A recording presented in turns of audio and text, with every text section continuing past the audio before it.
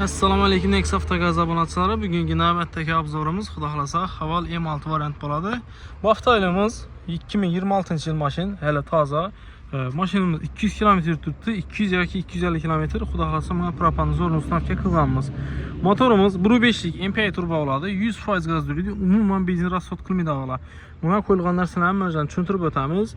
Elektronikamiz Stak Kunex Plus abordinasi bo'ladi. Mahkamlab cho'tka qilganmiz. Simlarimiz ham ko'rtuslar, gofralar bilan mashinada akkuratni etib, idealni etib o'tirib berganmiz. Montajimiz xudo xolasa gaz qo'yilgan o'xshamin akkuratni bo'lib joylashib turadi narsasi. Injektorlarimizni ko'rsatib o'tamiz.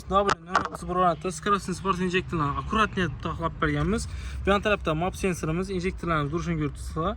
Adinoshida ham sababi har bir liniya addini gaz beradi 4-5 sm bilan. Yurishları cho'tka oladi injektorlarimizni, simlarimizni zavod holatda o'tirib berganmiz. O'ziniki shab o'tgan bo'lsa, uniki ham shunday o'tgan oladi. Buni sizlarga ayta olsam, gaz. Sekund. Reduktorlarimiz italyanskiy reduktor ustavka qilganmiz. Nordic variant bo'ladi. Do'yna filtr qilganmiz. Одноразовый, bu yoqda birsi, oranda birsi. Xomutlarimiz 7 lik bo'ladi. Shlankinamiz обязательно ispis chiqarmaydi o'n. Fagomet shlanki bo'ladi. Oddiy vakuumdan tutib turib, vakuum shlankidan tutib 11 liki ili injektorning uzunluğu fagometniki bo'ladi. Hammamiz original xomutlarimiz ham lit xomut, original xomutda ishlatamiz. Antifrizlarni prямо pechkadan tranik orqali olganmiz, ko'ribsizlar. Xomutlarimiz ham mo'shni. Antifriz ham прямой fagomet firmaniki bo'ladi. Cooler sistema ko'ribsizlar. Issiq açıdan xudo xolasa ishlarni chiroyli davom ettirib berganmiz. Ustini krishkasini qo'ysa gaz qo'yilgani umuman bilinmaydi. Lazzat foydali. Egasi salon qismiga keladigan bo'lsak, salon qismida gazning pulchatalarni şöyle ustavka qilganmiz, tekiz etib, motion etib yurtuslar, bir yoqqa beramiz mashinani. Yurtuslar cho'tka etib yon boshlari chiroyli bo'lib yonadi. Tochlarni poni ko'rsatadi, kamayib ko'paygan qilib ideal etib berganmiz. Ishlarni cho'tka etib. Mashinamiz tak 264 km yurgan yurtuslar.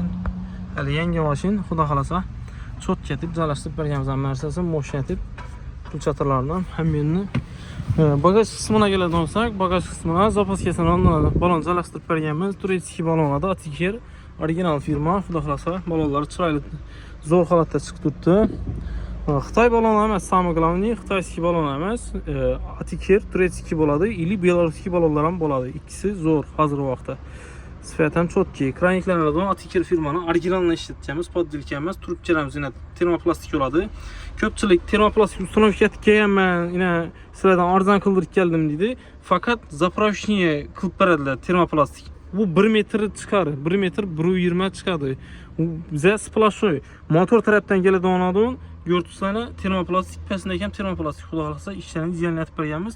Terlarni germetiklab, akkuratni chiroyli etib berganmiz. Moshib chiqqan. Umuman changpang supu girmaydi, ispis chiqmaydi. Qir kodlatib, chiroyli etib berganmiz.